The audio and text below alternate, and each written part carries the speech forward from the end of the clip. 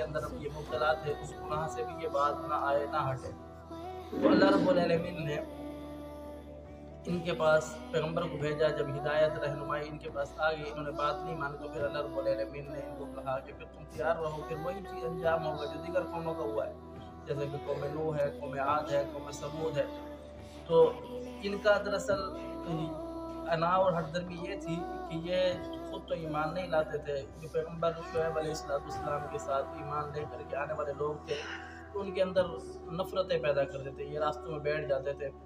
جو لوگ ایمان والے تھے ان کو تنگ کرتے تھے، ان کی تضحیق کیا کرتے تھے، ان کے اندر کمی کوتاہی تلاش کرنے کی کوشش کیا کرتے تھے۔ تو اللہ رب العالمین نے اس سلسلہ کو بیان فرمایا کہ یہ ایسے بدبخت لوگ تھے کہ کیا کرتے تھے، پیغمبروں کو نافرمانی کے ساتھ ساتھ جو لوگ ایمان لائے ان کو تنگ کیا کرتے تھے۔ تو اللہ رب العالمین نے بیان فرمایا کہ یاد کرو تم وہ وقت جس وقت تم بہت تھوڑے سے تھے، تو اللہ رب العالمین نے تمہیں ایک کثیر تعداد میں بنا دیا، تمہاری ایک جماعت بنا دی۔ اب تم اس دنیا کے اندر اپنا روب اور دبدبہ جھاڑنے کی کوشش کرتے ہو، ان لوگوں کو تنگ کرتے ہو جو ایمان لائے ہیں۔ تو پھر اب اس بات سے بھی تم آگاہ رہو کہ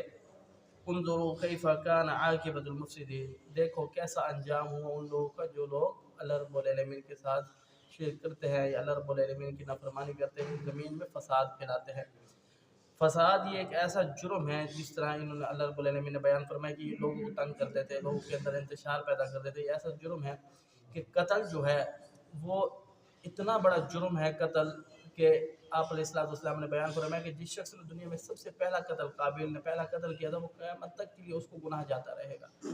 جس نے کسی کو ناحق قتل کر دیا تو وہ اتنا بڑا مجرم ہے کہ گویا کہ اس نے پوری انسانیت کو قتل کر دیا، یہ اتنا بڑا جرم ہے۔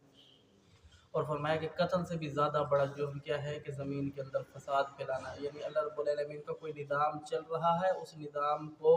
بدلنا، اس نظام کو تبدیل کرنے کی کوشش کرنا، یہ زمین کے اندر فساد پھیلانا، لوگوں کے درمیان فساد پھیلانا، یہ بہت بڑا جرم ہے۔ تو اللہ رب العالمین نے اس کی مذمت بیان فرمایا کہ پھر تمہارا بھی وہی انجام ہوگا جو دیگر قوموں کا ہوا، کیسا کہ جیسے قوم نوح کو اللہ رب العالمین نے سخت ترین عذاب دیا، قوم عاد کو سخت ترین عذاب دیا، قوم سمود کو سخت ترین عذاب دیا، تمہیں بھی سخت ترین عذاب دے گا۔ تو آگے اللہ رب العالمین ان کا ذکر کرے گا کہ اللہ رب العالمین نے ان کو کیا عذاب دیا، کس طرح کا عذاب دیا۔ اللہ سمجھنے عمل کی توفیق دے، اقول قولی ھذا استغفر اللہ لی ولکم ولسائر